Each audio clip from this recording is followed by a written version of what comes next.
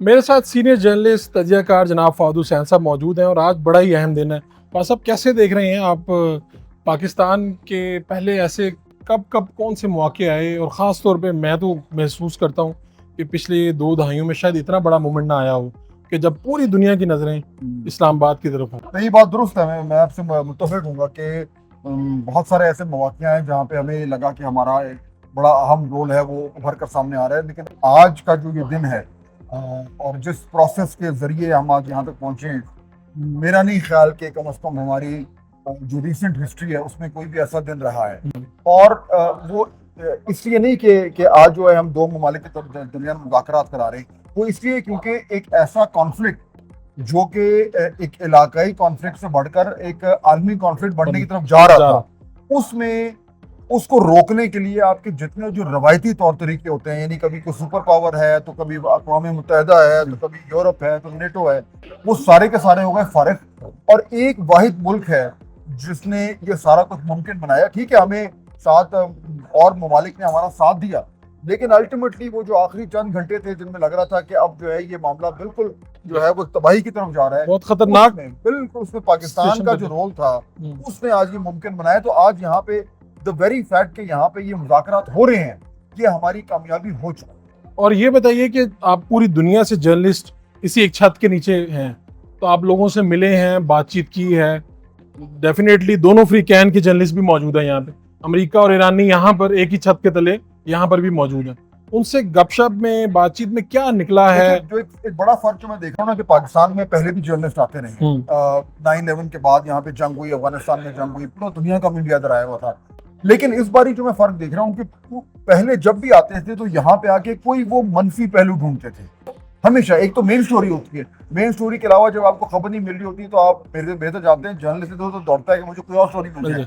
वो हमेशा कोई ना कोई नेगेटिव पहलू ढूंढते। इस बारी क्योंकि पाकिस्तान का रोल ऐसा है कि जितनी साइड स्टोरीज हो रही हैं वो भी पॉजिटिव है, वो भी अच्छी जा रही हैं। तो ये जो इस तरह की मीडिया कवरेज पाकिस्तान को इतनी फेवरेबल, कम अज कम मुझे तो याद तो पाकिस्तान को जिस एंगल से देखा जा रहा है वही पॉजिटिव हो गया, बहुत ज्यादा पॉजिटिव हो गया है। और अभी उसकी बहुत ज्यादा गुंजाइश है क्योंकि अभी तो ये प्रोसेस शुरू हुआ है। हाँ। अभी आगे बढ़ेगा तो उसमें पाकिस्तान का रोल गायब तो नहीं होगा। ये तो नहीं कि आज का दिन खत्म हुआ और पाकिस्तान जो है वो उसका रोल खत्म हो गया, अभी तो चलेगा। तो ये बहुत बड़ा एक डेवलपमेंट है जिसके सम्राट हम खाते रहे। पाकिस्तानी मीडिया जिम्मेदारी का मुजाहरा कर रहा है। मेरे ख्याल में पाकिस्तानी मीडिया, अगर आप कंपेयर करें कि इस मौके की मुनासबत और इसका जो एक वजन है इस लम्हे का, उसके मुताबिक मेरे ख्याल में हम लोग बड़ी जिम्मेदारी से काम कर रहे हैं। और ये जो मौके की नज़ाकत है उसको समझते हुए, जानते बूझते हुए कोशिश ये है कि एक जिम्मेदाराना किस्म की रिपोर्टिंग हो, उस तरह ना चीख पुकार हो जिस तरीके से हमारे जो ईस्टर्न नेबर है वहां पे होती है। तो I think media is doing a good job.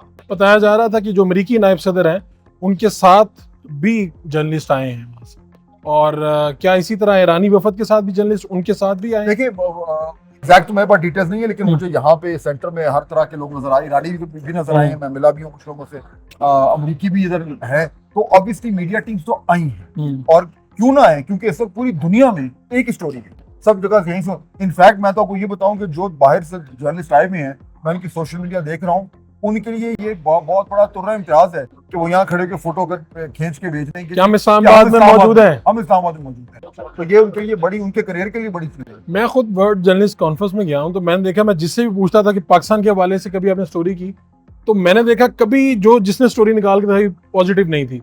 तो आपको लगता है कि पाकिस्तान का बहुत बड़ा ये ऐसा लम्हा है कि बूस्ट कर गया पाकिस्तान, और हर तरफ पाकिस्तान की बात हो रही है और सिर्फ मस्बत बात हो रही है? ऐसी। और इस देखिए, ये जो पब्लिसिटी मिल रही है आपको, ये इनवैल्यूएबल है।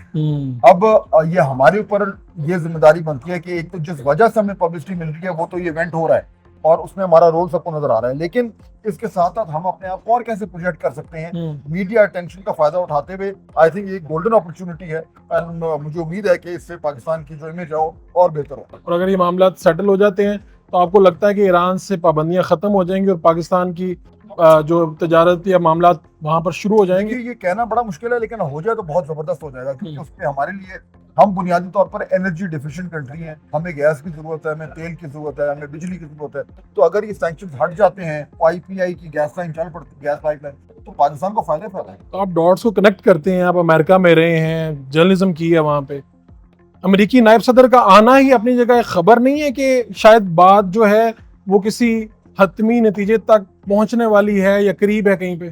मैं आपसे इत्तेफाक करूंगा, अगर अगर बिल्कुल ही मामला जो है वो बिखरे हुए होते हैं तो शायद ये इतना बड़ा रेस न रहते, क्योंकि ये ध्यान में रखें कि अमेरिका के लिए तो ये एक बहुत बड़ा मोमेंट है ही है, लेकिन ये JD वैंस साहब की अपनी सियासी करियर के लिए बहुत इंपॉर्टेंट है। ये फर्स्ट टाइम आए हैं और एक ऐसा मुआहिदा करने आए हैं जो जिसको अमेरिका की जरूरत है। तो अगर वो यहाँ से कामयाब होके जाते हैं, उनका सियासी करियर को भी फायदा तो आप कह रहे हैं कि उनके करियर के लिए भी एक ऐसा होगा, नाजुक लम्हा है, बिल्कुल है, कि अगर वो इसमें से कामयाब निकले तो आप समझ रहे हैं कि शायद अगले आने वाले अमेरिकी सदूर में से वो उनका जो करियर है उसको बूस्ट मिलेगी। इसलिए मैं तो ये कह रहा हूँ कि उनके भी ये इंटरेस्ट में है कि वो इन मुज़ाकरात को कामयाब करें। और पाकिस्तान की हुकूमत इस मोमेंट के बाद आपको लगता है कि मजबूत हो गई है, एस्टेब्लिशमेंट और हुकूमत? तो कोई शक ही नहीं है, जो जिस तरीके से ये मौजूदा गवर्नमेंट ने सारे क्राइसिस को संभाला है, लीड किया है, इसमें मेरे ख्याल में जो इस गवर्नमेंट के जो सबसे बड़े नकाद हैं